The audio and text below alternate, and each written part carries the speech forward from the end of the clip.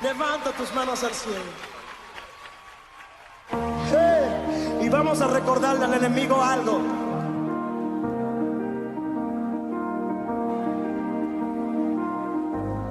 La piedra se movió, la tumba vacía está. De entre los muertos salió el maestro para reinar. Su palabra cumplió, Él se levantó de entre los muertos, al tercer día resucitó. ¿Sabes algo? La muerte Él venció, con poder se levantó, nos dio la salvación, resucitó, resucitó. El Cordero que fue inmolado, vivo está, vivo está. El Cordero que fue inmolado, vivo está, vivo está. La tierra se movió, la tumba vacía está. De entre los muertos salió el maestro para reinar. Su palabra cumplió, Él se levantó de entre los muertos, al tercer día resucitó. La muerte Él venció, con poder se levantó, nos dio la salvación, resucitó, resucitó. El Cordero fue inmolado, vivo está, vivo está. El Cordero fue inmolado, vivo está, vivo está.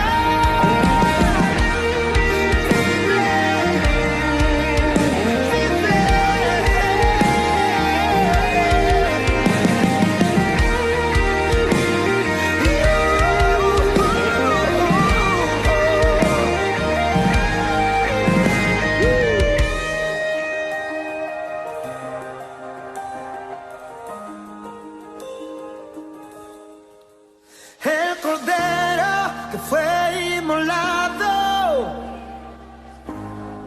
vivo. El Cordero que fue inmolado, vivo está, vivo. El Cordero que fue inmolado, vivo está, vivo. Sí. El Cordero se levantó, vivo está.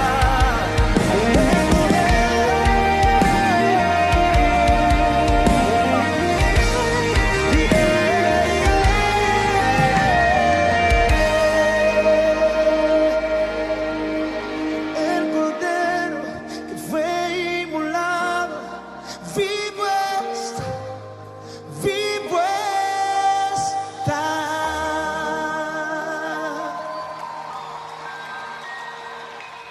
Dale ese aplauso si tú crees que tu Dios vive. Mira al que está a tu lado y si no está aplaudiendo con fuerza, con regocijo, es porque piensa que todavía Él está en la tumba. Dile, no, no, no, tu Dios no está muerto, ha resucitado. En esta mañana.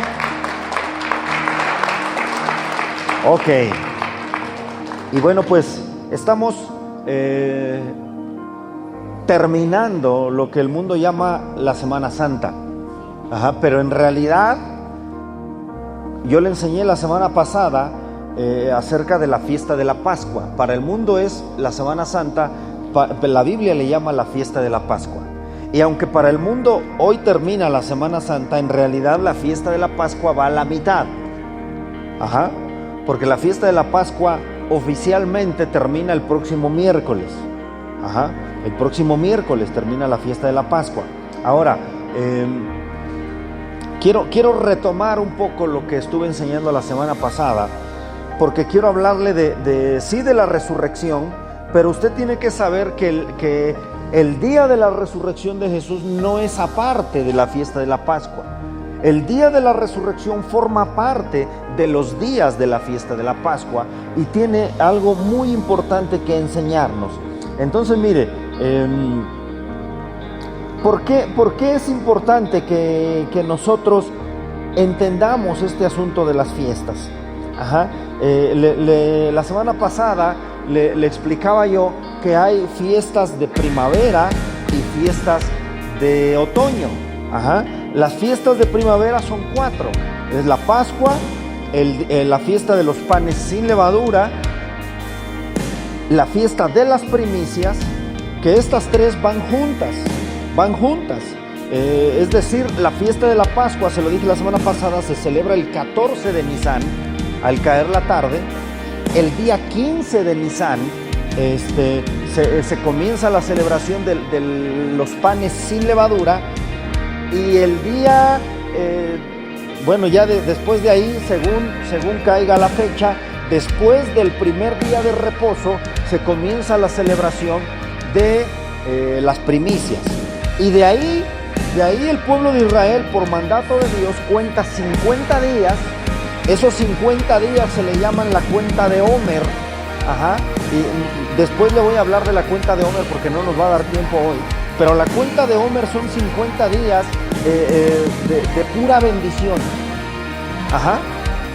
Se cuentan esos 50 días y se genera una gran expectativa para llegar al día 50. De hecho, el pueblo judío hace como tipo calendario, pero es más bien como si fuera un tablero de juego de mesa, donde van marcando 1, 2, 3, 4 y va haciendo un cuadrado hacia adentro, y en el centro está el día 50. Entonces van marcando y cada día se reúnen en sus casas y pronuncian una bendición de ese día y van contando los días, y son 50 días de bendición.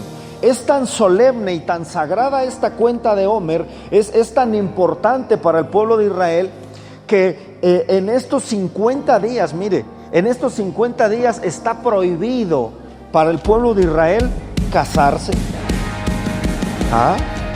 O sea, nadie se puede casar en este tiempo, porque no puede haber una fiesta más importante que la cuenta del Homer. No pueden ellos celebrar banquetes ni alguna reunión importante familiar. Tienen que estar enfocados en la cuenta de Homer.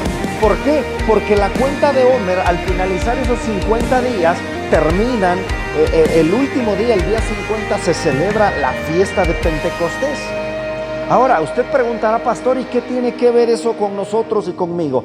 Se lo expliqué un poquito la semana pasada, pero esas son las 4 fiestas de primavera: la Pascua, los panes sin levadura, las primicias y el Pentecostés. Y después vienen las fiestas de otoño, que es la fiesta de las trompetas, la fiesta del perdón o el día de la expiación, o el Yom Kippur, que es muy sonado, y finalmente la fiesta de los tabernáculos, que es la última de las fiestas.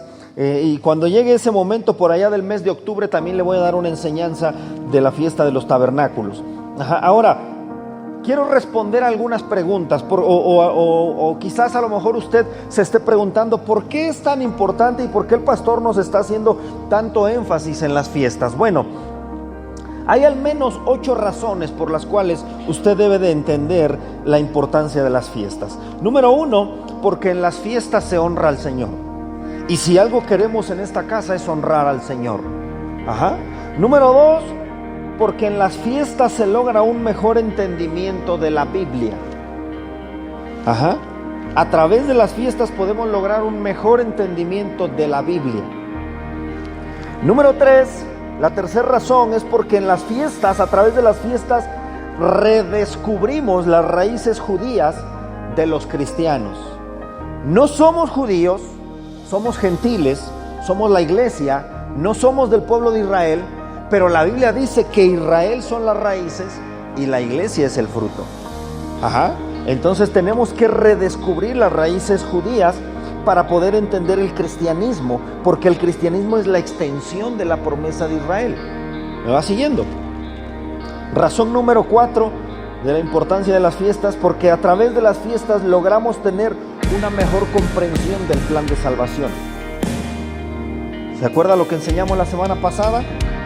Hoy lo vamos a repasar, pero déjenme acabar con esto. Número 5. La quinta razón es porque hay una revelación más profunda de Jesús como el Mesías a través de las fiestas. Número 7. A través de las fiestas podemos tener un mejor entendimiento visual de los eventos proféticos que están por suceder.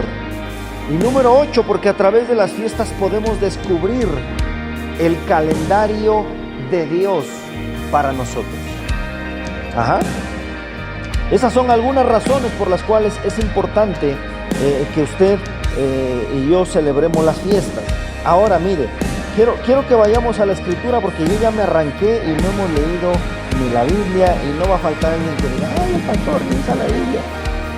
Eso no es bíblico, aunque todo lo que le estoy diciendo está en la Biblia, pero siempre es importante que pongamos una base bíblica. Así que vamos a la palabra de Dios.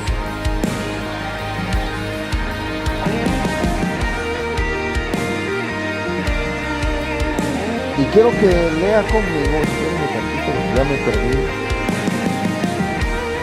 Aquí está. Quiero que vaya conmigo a la escritura, pero antes de que leamos, yo ya me arranqué, le digo, y no hemos hecho ni nuestra declaración de fe, ¿no?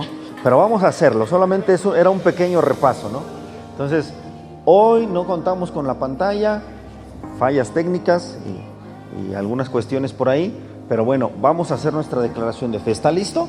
A la cuenta de 3, 1, 2, 3. Soy un líder, conozco mi propósito, llevar el mensaje de Jesús, amo a mi familia y a las personas que me rodean. Quiero dejar un legado para las futuras generaciones.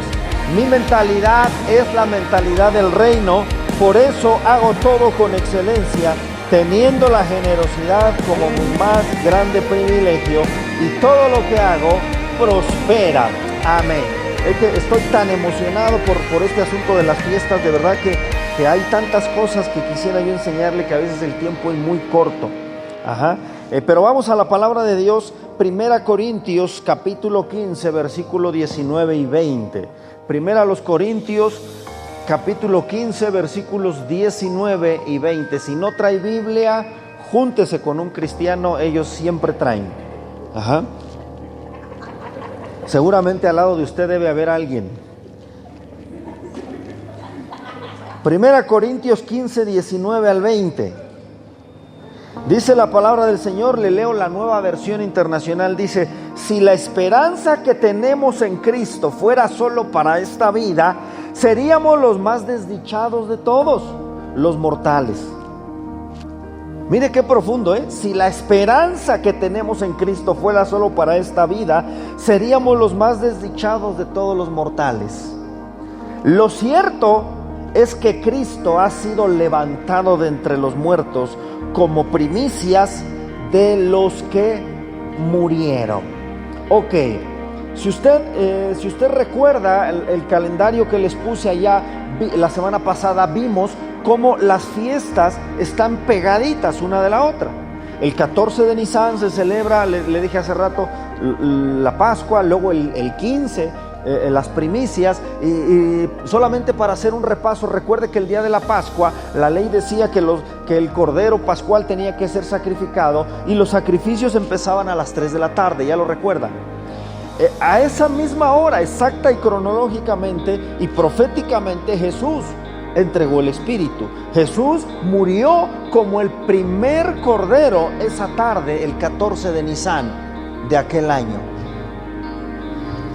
Acto seguido, dice la palabra de Dios, que mejor dicho, dice la historia, que en aquel tiempo cuando la gente era crucificada, no era clavada como Jesús, eran amarrados literalmente, y luego les quebraban los huesos de las espinillas para que no tuvieran forma de apoyarse y poderse sostener, porque lo que querían era que murieran rápido. Entonces les quebraban las piernas y de esa manera el crucificado no tenía más apoyo más que los brazos, y llegaba a un punto en el que había una dislocación de los hombros y finalmente pues morían al estar ahí colgados. Pero dice la palabra de Dios que el sufrimiento de Jesús fue tan grande que cuando Él llegó a la cruz del Calvario, cuando Él llegó al Calvario y fue clavado, Él ya había perdido mucha sangre. No se le olvide usted que horas antes Él había sido examinado, nadie encontró culpa en Él, tal como ocurría con el Cordero Pascual, era examinado minuciosamente. Jesús había sido latigado, flagelado. En aquel tiempo los látigos que usaban los romanos eran unas tiras de cuero aproximadamente como de 80, 90 centímetros, que estaban amarrados a una empuñadura, y eran 3 tiras de cuero. 3 tiras de cuero más o menos de un grosor pues considerable, porque cada tira de cuero se subdividía en 4 tiras más. Eso significa que cada golpe hacía 12 marcas en la espalda.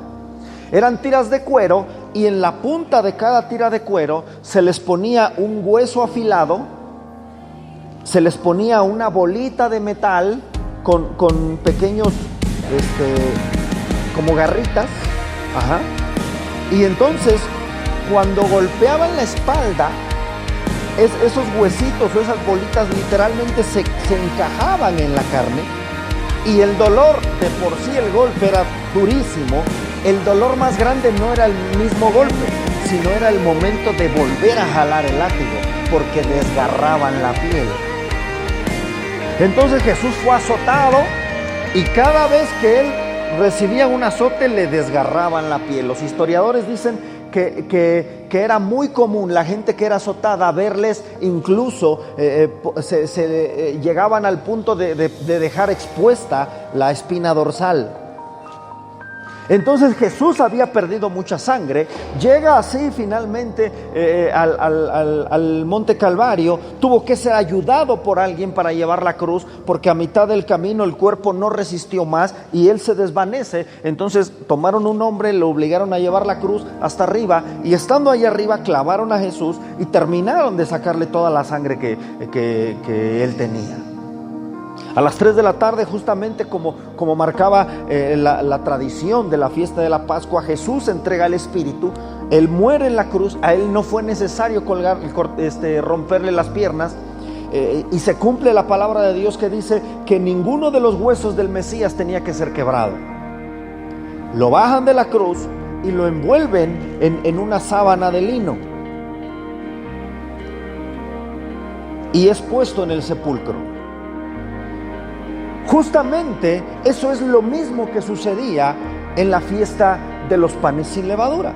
Toda la levadura, todo lo que se leudaba, todo lo que contenía este ingrediente era envuelto en una tela de lino y lo tenían que poner en el fuego. Jesús fue puesto en el sepulcro, pero la Biblia nos dice que en ese tiempo que Él estuvo en el sepulcro, Él bajó al infierno. En otras palabras, fue envuelto y fue puesto en el fuego, cumpliendo así la fiesta de los panes sin levadura. Ahora, déjeme decirle una cosa. La tradición nos ha enseñado que Jesús murió el viernes.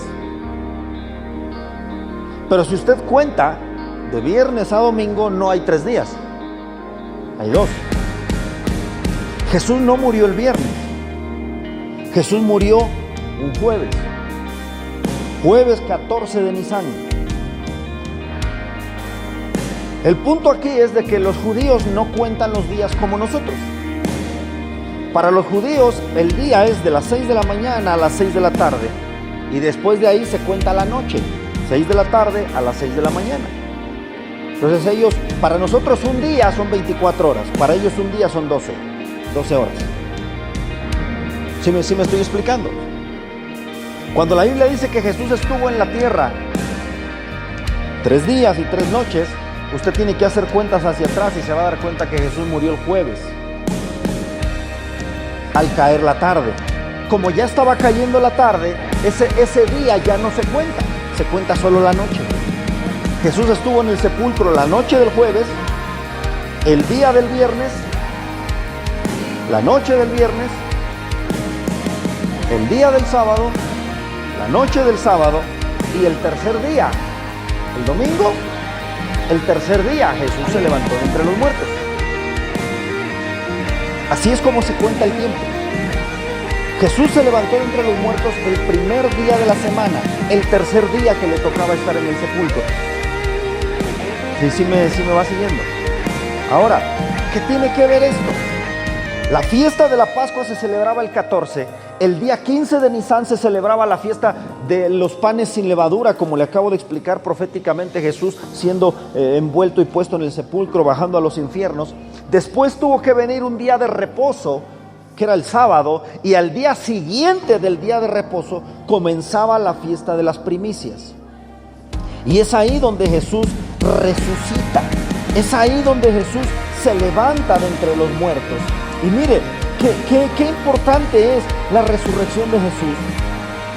Qué importante es entender la relación entre la resurrección y la fiesta de las primicias, porque en la fiesta de las primicias dice la Biblia que Dios ordenó que se tenía que ofrecer una gavilla, o un recipiente pues con una cierta medida de trigo, y se tenía que ofrecer, dice, como mecida. Mientras leíamos en la casa en alguna ocasión un pasaje, Dana decía, ¿por qué la mecen? ¿No? Y ella se imaginaba que agarraban la ofrenda así como bebé. Y entonces yo le dije, o sea, es ofrenda mecida, no arrullada. Hay una diferencia muy grande. Entonces el sacerdote mecía la ofrenda. Mire, qué importante es que usted tenga esta revelación, por eso levantamos nuestras manos. Usted está meciendo su ofrenda delante de Dios. Pero bueno, ese no es el punto. El sacerdote mecía la ofrenda y presentaba una ofrenda de primicias del trigo, del grano nuevo. Cuando la Biblia habla del grano nuevo, nos está refiriendo al grano que recién se acaba de cosechar. ¿Qué relación tiene esto con Jesús? Bueno, Jesús se levantó, dice la Biblia, como las primicias de todos los que habíamos de creer en Él. Esto significa que el día más importante de esta celebración no es la crucifixión. El día más importante de esta celebración no es la crucifixión, se lo repito. ¿Por qué no, pastor? La cruz es gloriosa, no estoy diciendo que no. El momento de la crucifixión es maravilloso. Pero lo que nosotros vemos en la cruz, escuche lo que le voy a decir porque esto es poderoso. Usted puede ver en la cruz, lo único que usted ve en la cruz es una muestra del amor de Dios. Hay gente que dice, yo quiero comprobar que Dios me ama. ¿Quieres comprobar que Dios te ama? Ve a la cruz. Yo quiero saber que verdaderamente Dios se interesa en mí. Ve a la cruz. La Biblia dice que no hay amor más grande que aquel que pone su vida por un amigo o por otra persona. ¿Quieres saber que alguien te ama? Fíjate cuánto sacrificio está dispuesto a hacer por ti. Jóvenes, señoritas que me escuchan, que nos ven en el internet. Anteriormente había una expresión, no sé si todavía se usa entre los jóvenes, pero es que me pidió la prueba del amor. ¿Quieres darle una prueba de amor a alguien? Haz un sacrificio por esa persona. La prueba más grande de amor no tiene que ver con intimidad ni con relaciones sexuales. La prueba más grande de amor tiene que ver con una vida de sacrificio por alguien más. ¿Quieres comprobar que tu líder te ama? Fíjate cuánto sacrificio hace para ir a visitarte, para ir a hacer el grupo. Valora el sacrificio de esa persona, porque te está dando su tiempo, te está dando su vida. Pero ¿sabe una cosa? Hay gente que no sabe valorar el amor, porque quieren ver el amor de otra manera. Ay, es que yo siento que Dios no me ama. Tú sientes que Dios no te ama, pero mira la cruz. Te vas a dar cuenta cuánto Él te ama en realidad. Si Él no te amara, no hubiera enviado a su Hijo a morir por ti. Si Él no te amara, no hubiera permitido que lo colgaran en un madero. Si Él no te amara, no hubiera permitido que le metieran todos esos latigazos en la espalda. Mira, híjole, es que te digo que hay un mundo de cosas aquí. Jesús tuvo que hacer 7 derramamientos de sangre para redimir nuestra vida.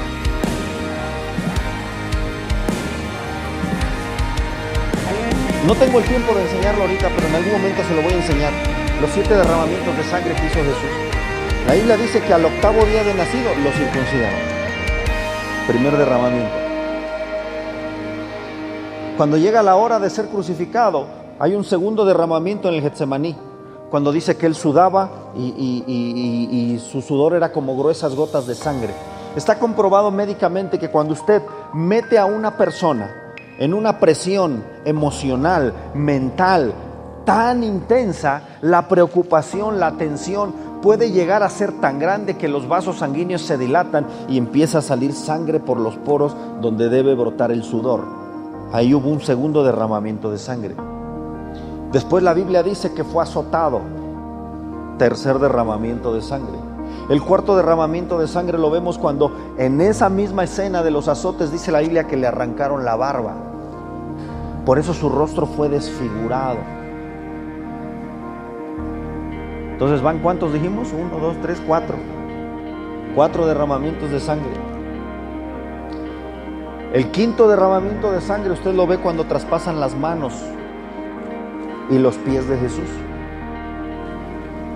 El sexto derramamiento de sangre usted lo ve cuando fue coronado con espinas y también brotó sangre de su cabeza. Y el último derramamiento de sangre usted lo ve cuando le traspasan con una lanza el costado y dice la Biblia que de su costado brotó agua y sangre. 7 derramamientos de sangre, ¿y tú te atreves a decir que Dios no te ama?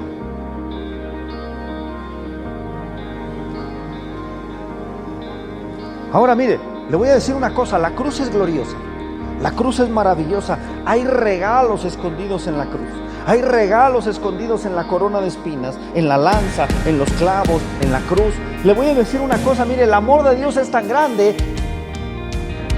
que Jesús se excedió. La ley solamente dice, la ley de Dios decía, sin derramamiento de sangre no hay remisión de pecados. ¿Qué significa eso? Jesús no tenía que derramar tanta sangre. Bastaba un derramamiento de sangre para que fuéramos limpios. Con eso era suficiente. Pero el amor de Jesús es tan grande por nosotros que Él dijo, bueno, necesitan uno, les voy a dar 6 más. Oye, pero no es necesario, pero los amo, quiero hacerlo.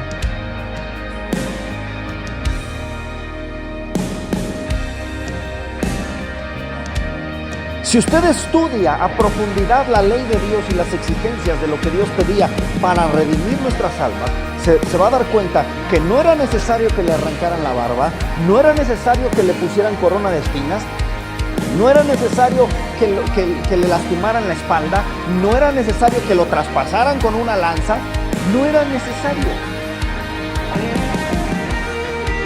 Pero en cada clavo, en cada espina, en cada herida, mira, la Biblia dice que recibió 39 latigazos. Multiplique 39 por 12. Había casi 500 heridas en la espalda de Jesús. Cada una de esas heridas diciendo, te amo. Ahora, ¿por qué entonces, pastor, usted nos dice que el día más importante no es el día de la crucifixión, sino el día de la resurrección? Aquí viene lo importante. Porque en la cruz usted puede ver el amor de Dios, pero en la resurrección usted tiene una prueba tangible del poder de Dios. Pudiéramos llegar al día de la cruz y decir, Dios me ama, wow, murió por mí, se fue al sepulcro y tan. Ah, qué padre, Dios me amó. Pero qué Dios tan limitado tendríamos si no llega el día de la resurrección. Por eso dice la Escritura en el versículo que acabamos de leer, que si nuestra esperanza solo es para esta vida, qué desdichados somos. Porque entonces tenemos un Dios muy limitado. Tenemos un Dios que solamente puede hacer algo por nosotros mientras vivimos. Pero ya no tendríamos a alguien que vea por nosotros más allá de la muerte.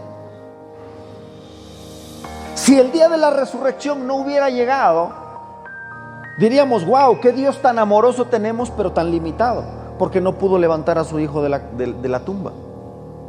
Por eso es que el día de la resurrección es aún más glorioso que el día de la crucifixión.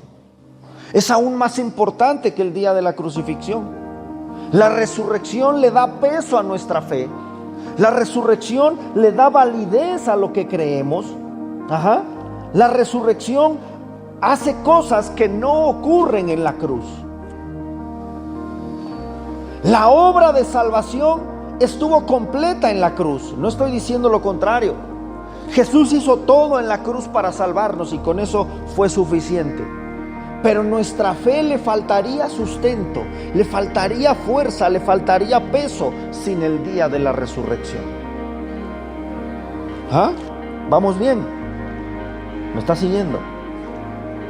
Ahora mira, hay un poder impresionante en la cruz y lo enseñamos a los nuevos discípulos. Hay un intercambio que ocurrió en la cruz. En la cruz Jesús tomó la pobreza para enriquecernos, tomó la enfermedad para sanarnos. En la cruz fue puesto el pecado para que nosotros vivamos una vida santa. Un intercambio nada ganancioso para Él. El intercambio que ocurrió en la cruz es muy parecido a los intercambios de Navidad.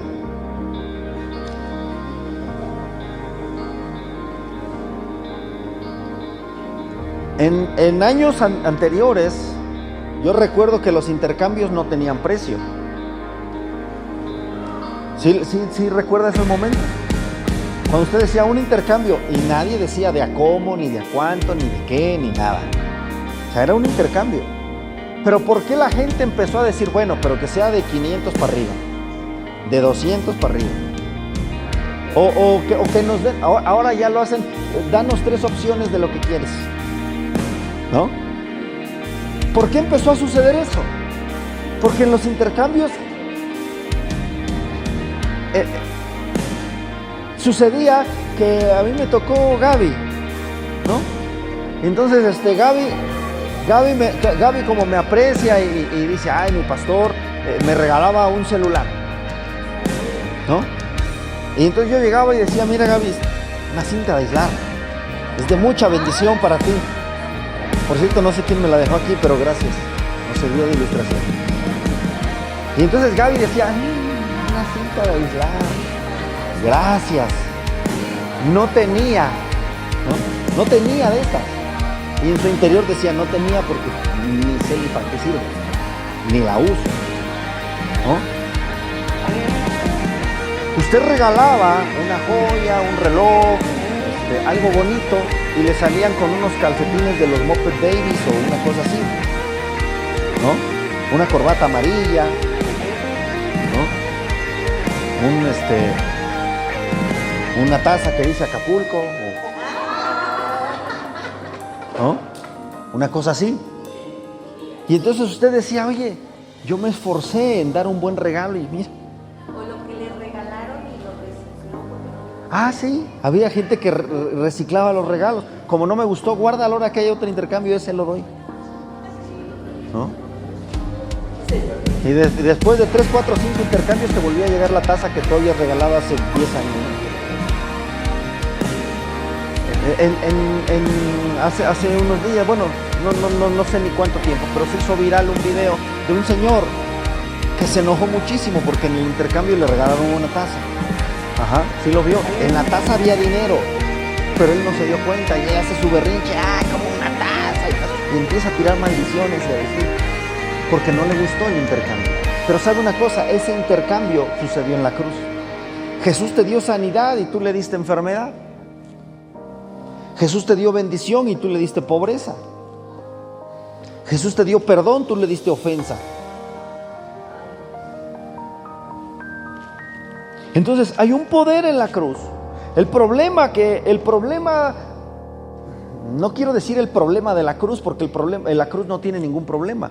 El problema de nosotros, mejor dicho, el problema de nosotros es que cuando ponemos nuestro enfoque en la cruz, muchas veces comenzamos a ver un Jesús histórico. Un Jesús histórico. ¿Cómo es esto, pastor, de un Jesús histórico? ¿Cómo es esta cuestión de un Jesús histórico? ¿Sabe una cosa? Muchas personas, en muchas religiones, en muchas iglesias, en muchos lugares, tienen un Jesús histórico. Un Jesús histórico, se lo repito. Pregúntale al que está a tu lado, ¿tienes un Jesús histórico o un Jesús presente? Cuando nosotros vamos a la cruz y nos quedamos en la cruz, lo único que vamos a tener es un Jesús histórico. Mire, yo fui educado en una iglesia cristiana, pero aprendí a ver un Jesús histórico. ¿Cómo es un Jesús histórico, pastor? Muchas veces sabemos lo que Jesús hizo. Sabemos que murió, sabemos que perdonó nuestros pecados, sabemos todas las historias de la Biblia. Multiplicó los panes, multiplicó los peces, sanó al paralítico, liberó al endemoniado, resucitó a la hija de Jairo. A ver, ¿qué más hizo Jesús? Cuéntenme. ¿Qué más usted sabe que hizo Jesús? Resucitó a la hija de Jairo, ¿qué?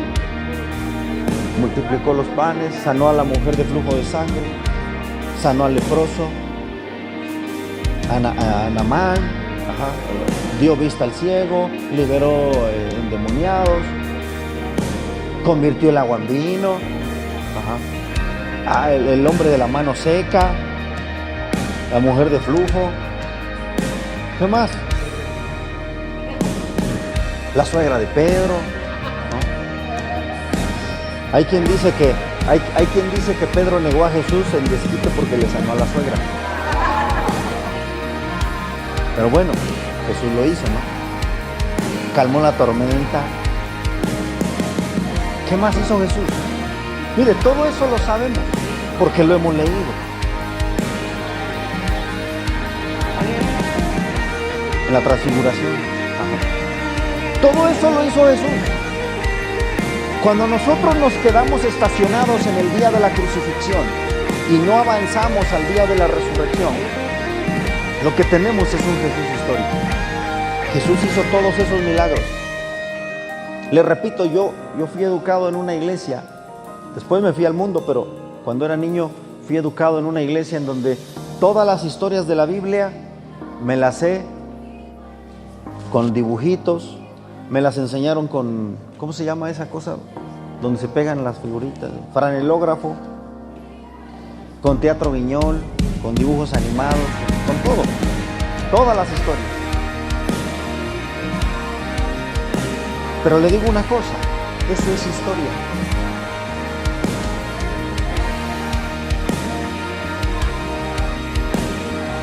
Hoy en día hay muchos lugares en donde hay gente que tiene una religión basada en la historia.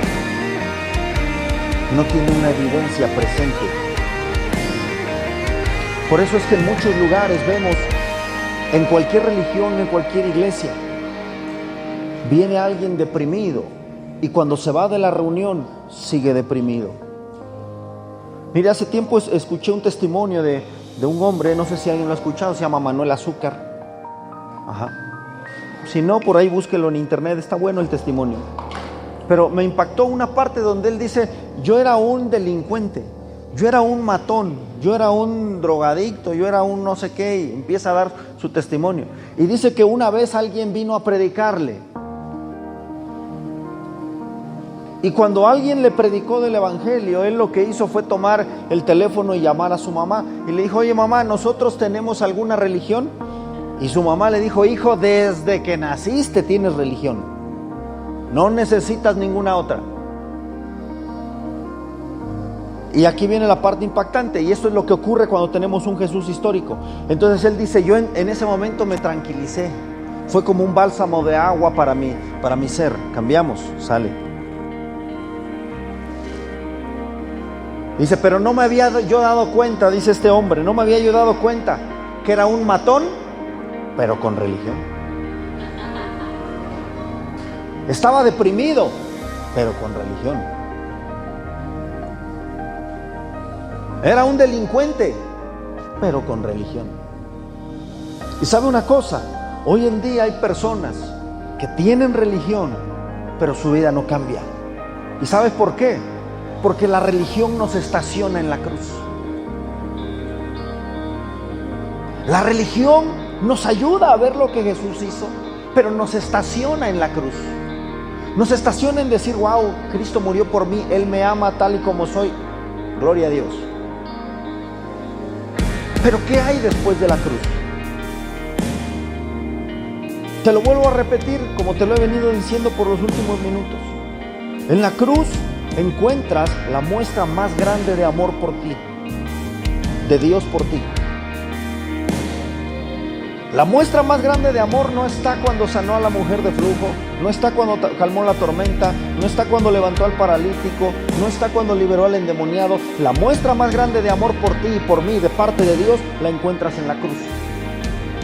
Pero hay un problema, que si te estacionas en la cruz, comienzas a ver un Jesús histórico, un Jesús en donde sabes y estás consciente de lo que Él hizo, pero ignoras lo que Él puede hacer ahora. Por eso es tan importante que usted no se estacione en la cruz. Dé gracias por la cruz, pero tiene que avanzar al día de la resurrección. Porque mientras en la cruz usted ve la muestra de amor, en la resurrección usted ve la evidencia de su poder. Y entonces usted llega al día de la resurrección y sabe no solo que Dios le ama, sino sabe de lo que es capaz de hacer por usted. Sabes de lo que es capaz de hacer por ti y por mí. Por eso el apóstol Pablo dice ahí donde leímos, si nuestra esperanza solo es para esta vida, qué desdichados somos. Y eso es lo que hace la religión, darte una esperanza para esta vida. Y entonces en las iglesias hay gente deprimida pero con religión, triste pero con religión, al borde del divorcio pero con religión, con una enfermedad incurable pero con religión. Y el problema de la religión, hermano, es que la religión no te salva, la religión no te cambia, la religión no te transforma, la religión no te sirve para el día a día. La religión es solo eso, religión. ¿Me estás siguiendo? Entonces mira, ¿cuál es el poder de la resurrección? ¿O por qué es tan importante el día de la resurrección? El apóstol Pablo escribe y dice que si Jesús no resucitó, entonces nuestra fe es en vano, porque usted está creyendo en un muerto. Y a nadie le sirve creer en un muerto.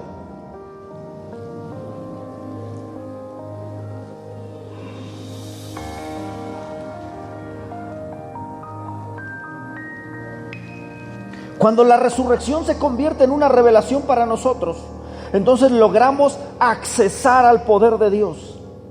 Podemos admirar a Jesús por lo que Él hizo en la cruz, pero podemos ver lo que Él no solamente hizo, sino lo que puede seguir haciendo en nosotros. Eso solamente ocurre cuando entendemos la resurrección. La resurrección nos muestra algunos aspectos importantes. Número uno, la resurrección demuestra la derrota de Satanás. Cuando Jesús estaba siendo puesto en la cruz, usted tiene que imaginarse el mundo espiritual. Y usted tiene que saber qué es lo que ocurría cuando Jesús estaba siendo clavado en la cruz del Calvario. Cuando Jesús estaba siendo clavado en la cruz del Calvario y estaba entregando toda su sangre y toda su vida por amor a nosotros, lo que estaba ocurriendo en el mundo espiritual es que el reino de las tinieblas, el diablo y todos sus demonios estaban celebrando porque habían matado al Hijo de Dios. Pastor, eso parece como muy fumado, como muy de Hollywood. Bueno, lee la Biblia. El diablo no sabe lo que Dios va a hacer, pero lo intuye. Por eso es que cuando Dios iba a levantar a Moisés, el diablo pensó que Moisés era Jesús y trató de matarlo. Pero Dios se las ingenió y guardó a Moisés. ¿Y dónde guardó a Moisés? En Egipto. O sea, en su propia casa. Dios le ganó jugando de visitante, ¿no? Y el diablo no pudo matar a Moisés. Con el paso del tiempo se dio cuenta que Moisés no era el Mesías. Y dijo, bueno, pero alguien va a venir. Alguien.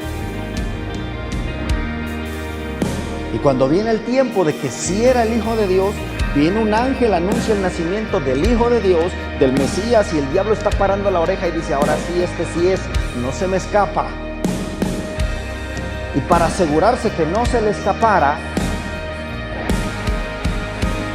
puso en el corazón de Herodes, dice la Biblia, que matara a todos los niños, de 2 años para abajo. Todos los niños. ¿Pero qué sucedió? Dios volvió a hacer una jugada como de ajedrez y volvió a esconder a Jesús. ¿En dónde? En Egipto. Dios se la hizo una vez y se la hizo otra vez, y el diablo ni cuenta se dio. Mató a todos, menos al que tenía que matar. Y por segunda vez Dios esconde a su ungido en Egipto. Dice la Biblia que José bajó a Egipto y allá se quedó con María hasta que paró toda la matazón de los niños. Y hasta que Dios le dijo, ya, regresa.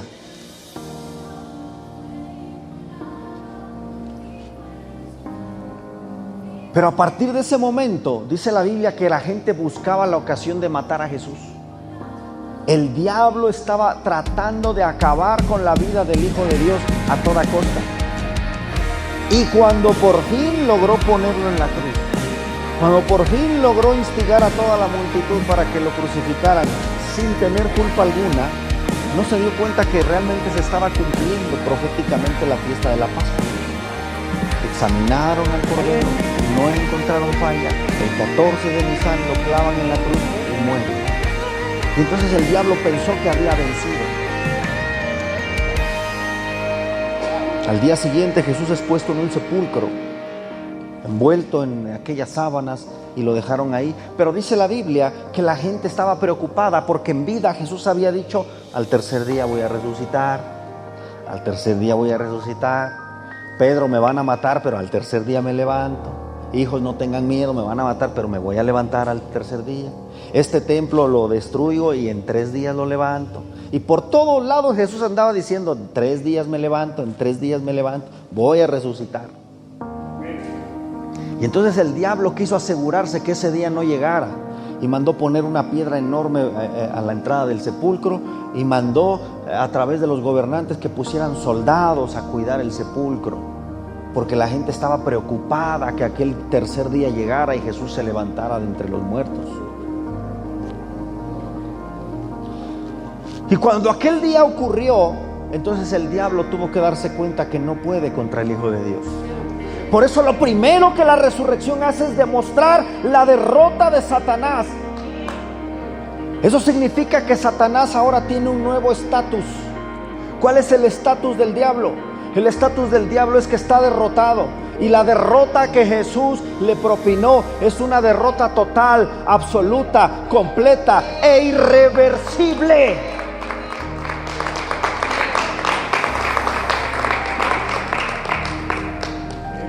Cada vez que usted ve una sanidad, cada vez que usted ve un milagro, cada vez que usted ve una liberación como las que vimos ayer en el retiro, gente siendo liberada, es una evidencia más de que el diablo fue derrotado.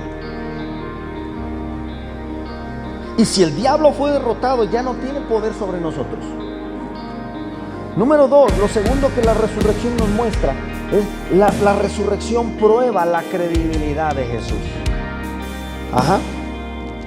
Sin la resurrección, Jesús tendría el mismo estatus que cualquier filósofo o líder religioso.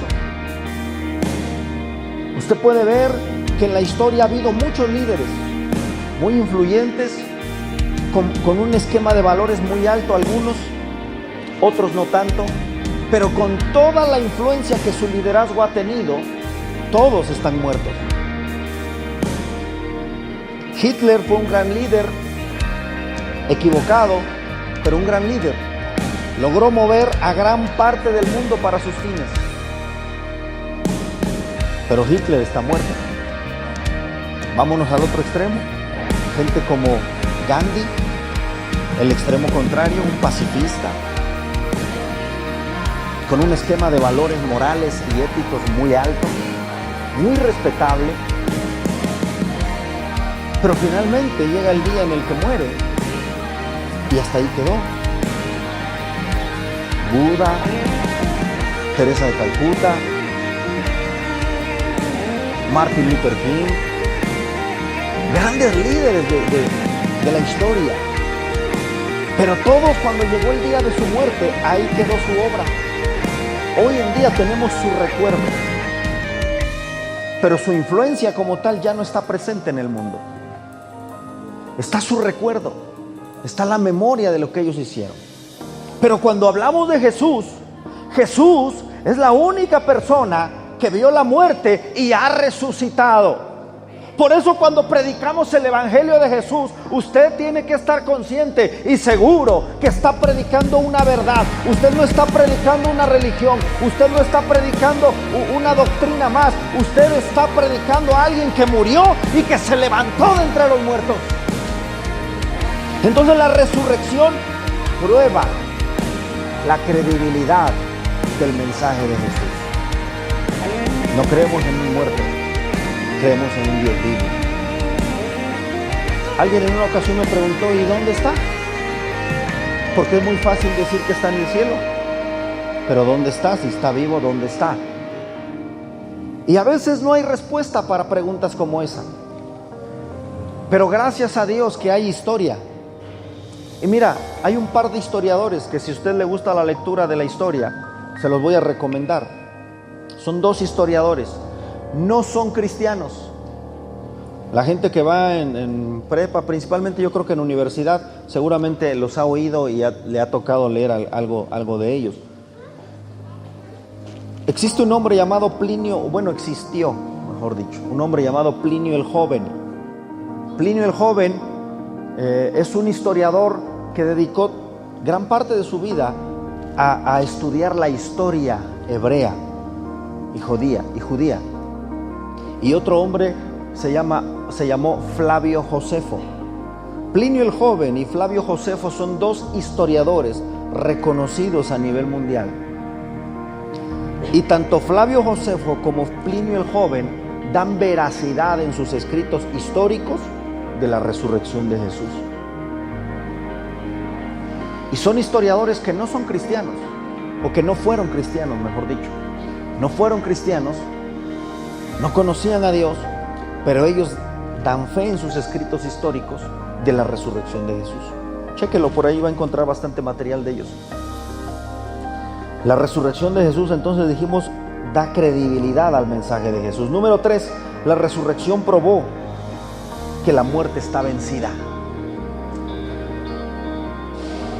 La resurrección prueba que la muerte está vencida. ¿Sabe una cosa?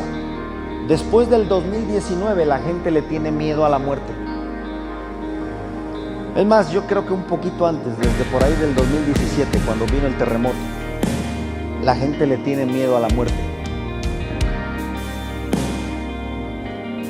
Oye la alarma sísmica y sale, pero aunque esté en calzones, se va para la calle. Porque tiene miedo de morir. Descalzo sale, ¿no? Por ahí hay un niño que dice, yo descalzo pero vivo. Ya me pongo las chanclas afuera, pero vivo. Y la gente le tiene miedo a la muerte.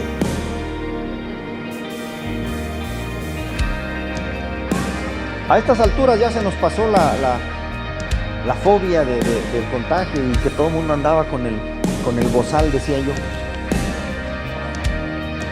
Andaban tapados y andaban con la máscara y con guantes. Me tocó ver gente que casi se metían en un garrafón.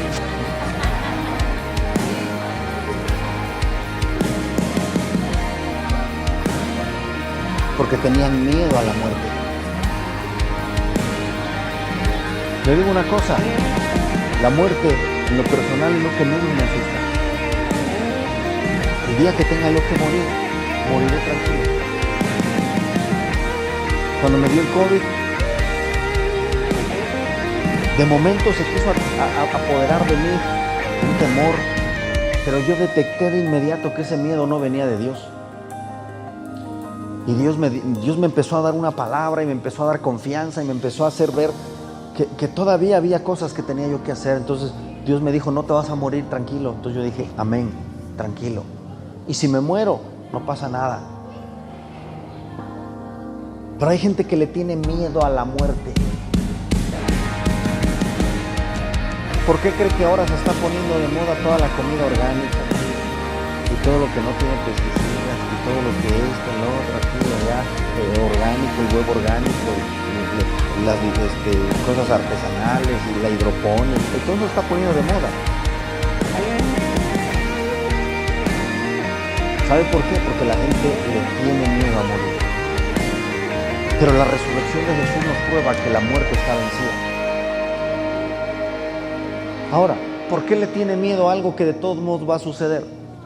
Todos vamos a morir. Mire cuánto nos asusta la muerte. Cuando las Torres Gemelas se cayeron, toda la gente, es que cuántos muertos. Si usted lo ve desde un ángulo crudo, todos ellos iban a morir algún día. Nos escandaliza porque murieron juntos en una tragedia. Pero todos ellos iban a morir algún día. Tragedias como el Titanic, cuánta gente murió. Todos iban a morir, pero nos asusta la muerte.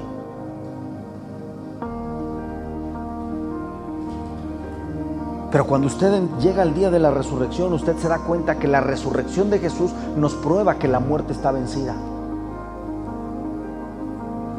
La muerte física va a llegar, pero la Biblia nos dice que así como Jesús se levantó de los muertos, nosotros también nos vamos a levantar. Ahora, hay otro tipo de muerte. Otros tipos de muerte. Cuando el poder de la resurrección te es revelado, tú te das cuenta que entonces, cuando tus finanzas están muriendo, tú puedes echar mano del poder de la resurrección y que resuciten tus finanzas. Cuando tu matrimonio se está yendo al hoyo y el diablo está queriendo ponerte la piedra que sepulte tu relación y que sepulte tu matrimonio y te pone la pluma para que firmes el divorcio, tú puedes echar mano del poder de la resurrección y que tu familia, tu matrimonio vuelva a vivir.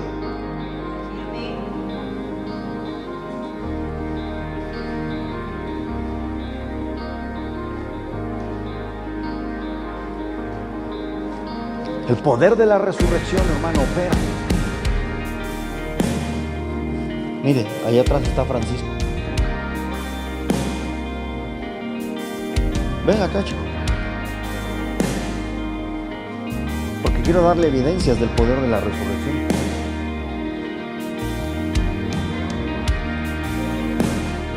Acá está Francisco. Si digo algo que no es correcto, me callas la boca, Aquí está Francisco.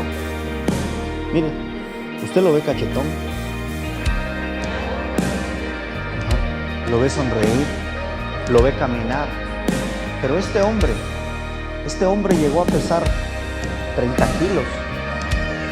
Era el puro huesito, forrado de piel.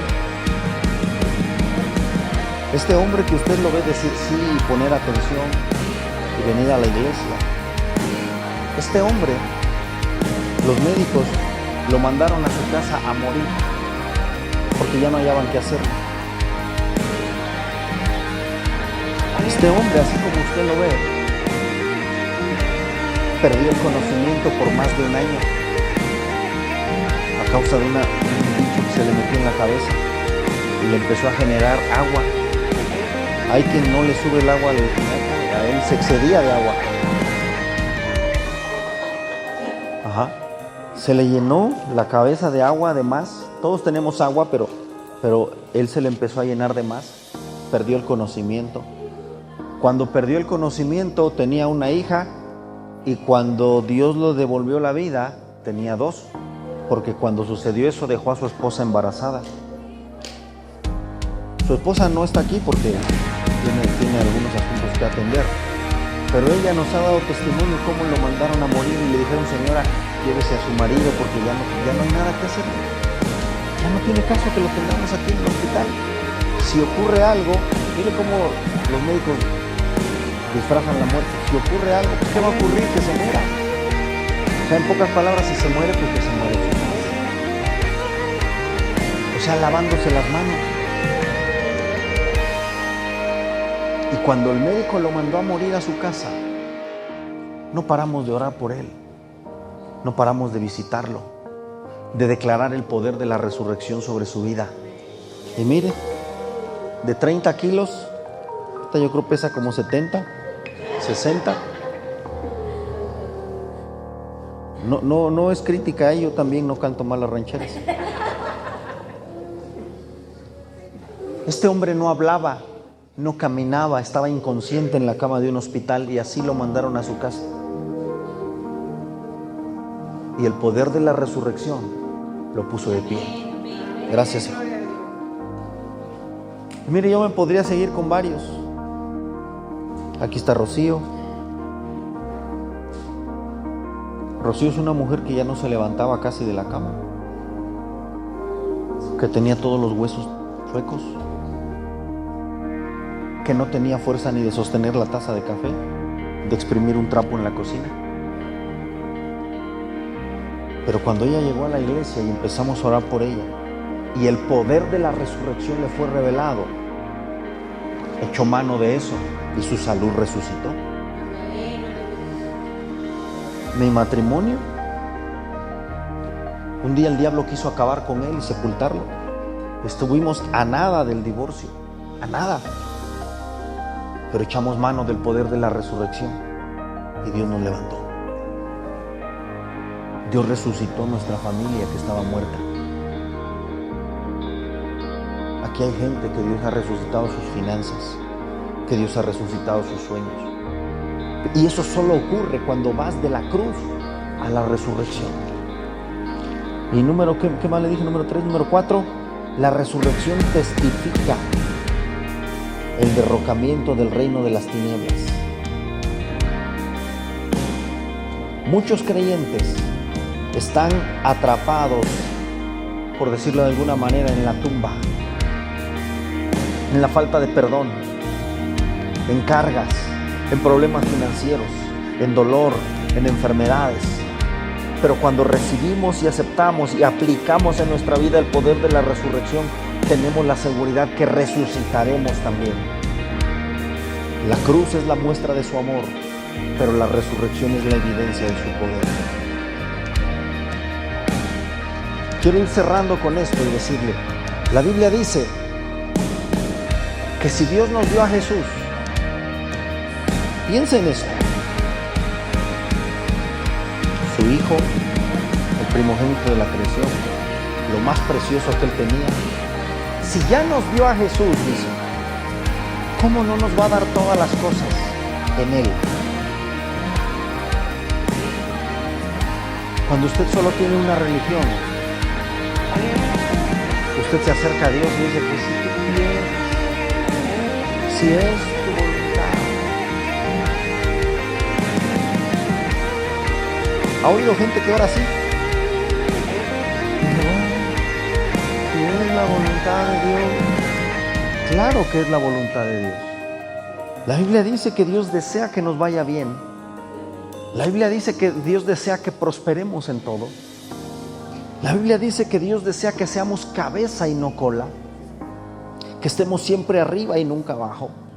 La Biblia dice que Dios desea que estemos sanos, que disfrutemos de nuestra familia, que disfrutemos de nuestro trabajo. Pero hay un secreto cómo lograrlo. El secreto es la resurrección. ¿Por qué la resurrección? Ya no tengo más tiempo, pero la Biblia dice que la muerte entró al mundo por un hombre. Adán, no el hermano Adán. Adán, el Adán del principio, el primer hombre. A través de él entró la muerte. ¿Cómo entró la muerte? Por el pecado. Pero dice la Biblia que también a través de un hombre entró la vida y la resurrección. Ese hombre se llama Jesús.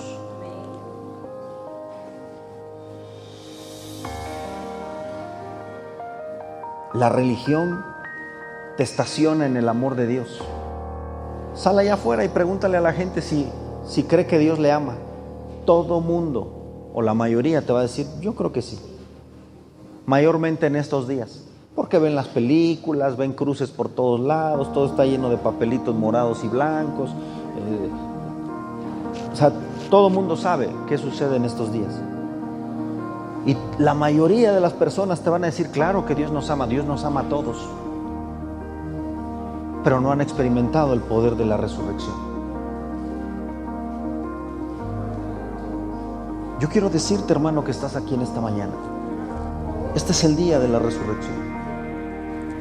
Este es el día en el que Dios desea que no solamente le conozcas en su amor, sino que le conozcas en su poder. Que no solo sepas lo que Él hizo por ti, sino que sepas lo que Él puede seguir haciendo por ti.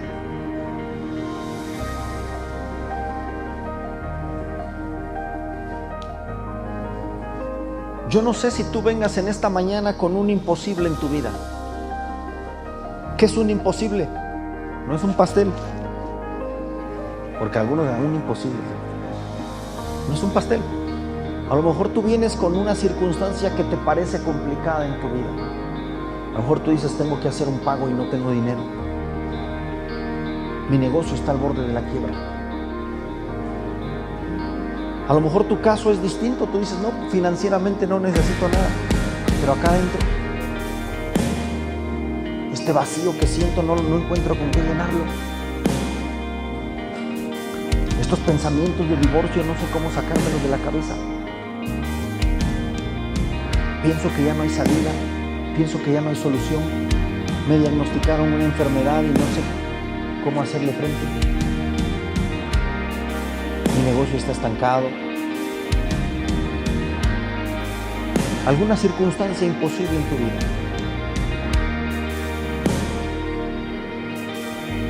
Pastor, yo siento que de esta no me levanto.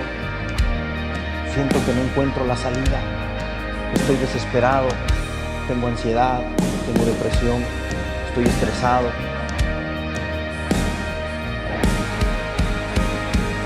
¿Cuál es la necesidad que tú tienes en esta mañana? Déjame decirte que todas esas necesidades pueden ser suplidas, pero no en la cruz, en la resurrección. Pastor, ¿por qué no he encontrado solución a mis conflictos? Si hace tiempo que conozco a Jesús, porque quizás te quedaste en la cruz,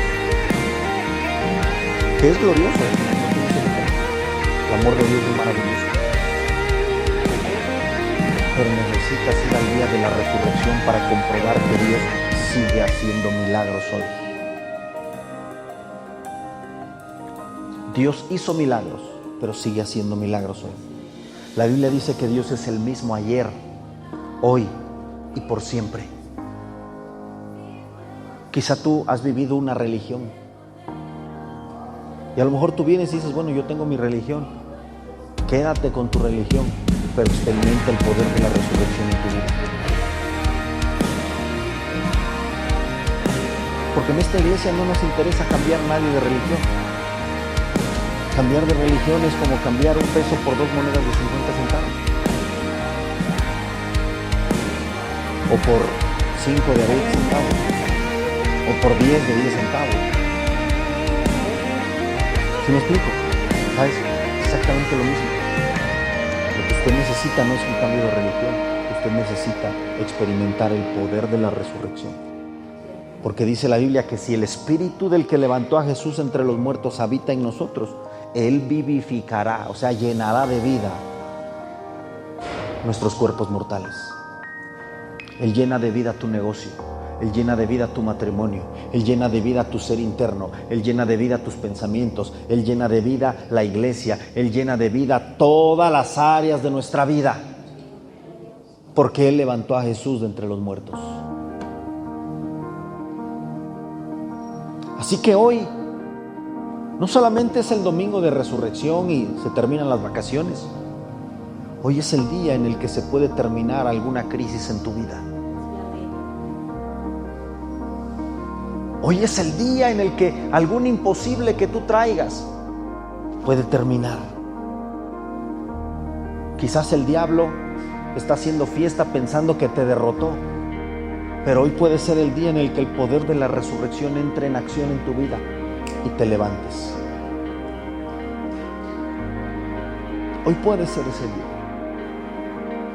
¿Por qué no te pones sobre tus pies y me dejas orar por ti?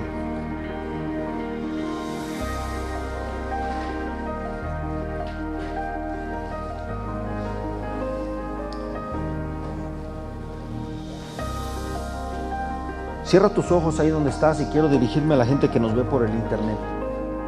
La gente que nos ve por el internet, yo quiero decirle que hay un poder de resurrección esperando por ti. Hay un poder de la resurrección esperando a ser activado por ti. No esperes más. Acércate a Jesús. Busca una iglesia donde congregarte. Una iglesia donde se predique al Cristo y al Cristo resucitado, como dice el apóstol Pablo. En donde puedas crecer espiritualmente y ser edificado. Que Dios te bendiga.